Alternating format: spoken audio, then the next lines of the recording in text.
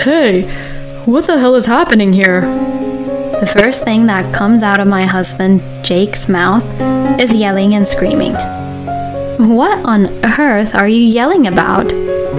Why is your stuff gone? Oh, because I moved out. Huh? What kind of joke is this? My name is Tina. I'm 30 years old. After graduating from college, I worked for a certain company and got married at the age of 28. I met my husband Jake through a friend. I happened to run into him when I was having lunch with a friend, and since he was working at the same company as my friend, she introduced him to me. From there, we exchanged contact information, had several dinners together, which developed into a romantic relationship. After a year of going out with Jake, we got married. 2 years into our marriage, we are still very close as a married couple. We are able to say what we want to say clearly, for better or for worse, and we don't hold back on whatever we want. On this particular day, while sitting around the dinner table with my husband, he joked around making fun of the meals I cooked for him. Is this soup a little bit bland? Oh, you noticed that too? Actually, I thought so too. Tina, you will always suck at cooking, huh? Then, from now on, you should cook all the meals, Jake. Huh? Okay, I'm sorry. Thanks for everything, even though you also work like me. Alright, I forgive you. But for that, you must take me out to dinner sometime. Aw, man. Seriously? Okay, fine. Even though we joke around with each other like this, we never forget to express our gratitude to the other person. This is the way we are as a couple. Sometimes we would end up quarreling, but I still loved my husband. Then one day I received a message from my husband, who had been working late, saying, I'm going home early today. We hadn't been able to have dinner together recently, but it looked like we would be able to spend some quality time together today. I was in a good mood as I waited for him to return and started preparing dinner. Just as I was about to finish cooking, my phone rang. When I answered the phone, my husband apologized and said, I'm so sorry. I'm really sorry. I'm not going to make it home after all. What? What's wrong? I couldn't finish my work. I see. Well, that can't be helped, right? You already made dinner though, didn't you? I'm really sorry. As he had guessed, I had already started preparing dinner. But if it's work, it really can't be helped. Next time, for sure, I'll buy you dinner. Please forgive me. Ooh, that sounds nice. I'm counting on you. By the way, you've been working a lot of overtime lately, right? What? I have? Yeah, it used to be at most twice a week, right? Lately, it's been every day, you know. Are you feeling okay? Well, it can't be helped, you know. What? Why did he suddenly start to raise his voice this time? Did I say something to offend him that bad? I was just concerned about my husband's health. I don't want to work overtime either. Don't you dare get any funny ideas. What do you mean by funny ideas? Aren't you thinking that I'm cheating on you or something like that? No, not at all. You know what? Stop raising your voice like that. I was just concerned about your health, wasn't I? Well, you're right. I'm sorry. After I hung up the phone, I began to think about things to myself. Jake cheating was definitely not what I had in my mind. And yet, the word cheating came from my husband. Isn't that a bit suspicious? And what was with his attitude? Is he raising his voice just because I pointed out that he's been working late? Wait, is he really actually having an affair? I waited for my husband to come back home while feeling uneasy about the whole thing. And when he came home late at night, he was in a very bad mood. I tried to talk to him, but he ignored me. In addition, he quickly went into the bedroom and went to bed without touching the dinner I had prepared. After that day, our relationship deteriorated. The pleasant conversations we used to have were gone, and our daily interactions became minimal. Although confused at first, this attitude clearly indicated that something was wrong. I mean, maybe I began to think that he was hiding his affair. If this situation continued any longer, we would have to have a proper discussion. Just as I was beginning to think this, a terrible thing happened. That day, my husband came home from work and started talking about my mother-in-law, Joyce. My mom is going to be hospitalized. What? Why? Because she's sick. So, what is she diagnosed with? I didn't hear the details. Huh? I couldn't get any details from my husband.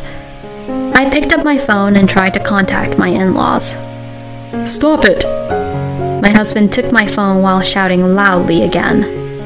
Dad is in a difficult state emotionally right now, so you shouldn't make phone calls just like that to them. Mom is suddenly in the hospital, so don't do anything to stress out my dad even more. Then I should at least go visit her. No, there's no need since I'll go. Huh? Why? Mom told me to do that. Joyce said that? My husband said that Joyce is very sick and that I, as her daughter-in-law, should not go to the hospital because it would be mentally draining for her. And Joyce doesn't want me to see her weak. So she wants my husband to visit her all on his own. My parents-in-law have been very supportive of me. Joyce, in particular, has taken care of me like a real daughter since I started going out with Jake. And Joyce, who loves to travel, is the kind of person who buys me souvenirs every time I visit her. The house we are living in now belongs to Joyce as well. She originally inherited this house from her parents, and it used to be vacant. When we got married, she let us live here for free. Joyce is still paying the property tax. I'm worried about Joyce's condition and would like to visit her immediately, but if she wants to have family-only visits, I can't really do that. Despite my frustration, I agreed with my husband and gave up on visiting her. Then, on Friday night, my husband went out to visit Joyce as planned. My parents-in-law's house was only an hour's drive away, but my husband would stay at his parents-in-law's house until Sunday. He was in a good mood and high-spirited that day. I'm sorry that I'm the only one going this time. It's okay. It's what Joyce wants. I'm worried about my mom, so I'll stay at my parents' house after I see her. I'll be back home on Sunday night. I know you're worried. Please be there for her, okay? I will. I think you already know this, but don't try to call my mom and dad. I don't want them to stress or worry right now. Yeah, of course. Okay, I'm off. See you later. I saw my husband off with a smile. But why does he have to stay at his parents' house when it's not that far away? It felt a little strange. But well, it's okay. Now I can look into my husband as much as I want. My husband has never let go of his smartphone, not even for a moment. So, I decided to check his computer at home. The password was predictable. When I typed the password, it immediately unlocked. First, let's check the folders on the desktop screen one by one. Then, when I opened one of the folders, the doorbell rang. That scared me so much. Oh no, did he forget something? I immediately switched the computer to the sleep mode and checked through the front door. What? My heart stopped beating. I saw Joyce, who was supposed to be in the hospital. Joyce? I quickly opened the front door. Oh, it's been a while. There in front of me stands Joyce, looking very energetic. Is it you, Joyce? Happy birthday! What? Oh yeah. I talked to Jake about it, but He told me not to come because you were so busy with work. I just came to give you a present. I'll leave it here and go now. Well, congratulations. As usual, Joyce gave me a kind smile. I seem to have been quite distressed by the fact that my relationship with my husband has deteriorated. I was too distressed that I even forgot my own birthday. But there's one thing I need to understand here. Thank you, Joyce, but did you by any chance slip out from the hospital? I asked that even though clearly Joyce looked fine. Hospital? What are you talking about? There's no way I'm sick. You know me, right? I'm a health nut. Indeed, you are. What's wrong? Did something happen? Oh, by the way, is Jake home yet? He said the two of you are celebrating together today. Jake is at the hospital right now. Huh? What's wrong? Jake went out to visit you, Joyce, in the hospital.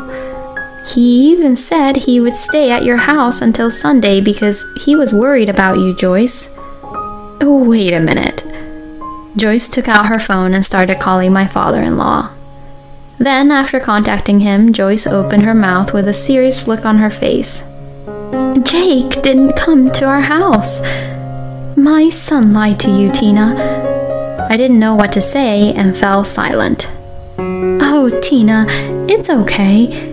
You're my daughter now, aren't you? I'm on your side and I want you to tell me what happened. I was so happy to hear Joyce's words that I told her everything what had happened between Jake and I.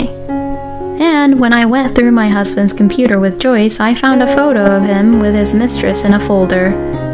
I guess he thought that if it was on his phone, he would be found out. In his email folder, he had saved a lot of emails with her. Despite my suspicions, I was speechless when I saw the reality. Joyce's face turned red, and she was wincing and trembling. I discovered from an email with his mistress that Jake was traveling with her today. I no longer felt sad. My mind was occupied with sanctioning my husband for lying to me like that. I then called my husband. What? My husband answered the phone grumpily. Where are you? The hospital. Where's Joyce? She's here. What? She's here. My husband yelled. Is Joyce in front of you right now? I said she's here, didn't I? I'm going to hang up because I'm at the hospital. My husband hung up the phone on me, and I was convinced that he was cheating on me. Like this, now I had evidence. All that remained was to wait for the right moment to sanction him. Then my mother-in-law made an unexpected suggestion. Hey, Tina, let's move out. What? Move out?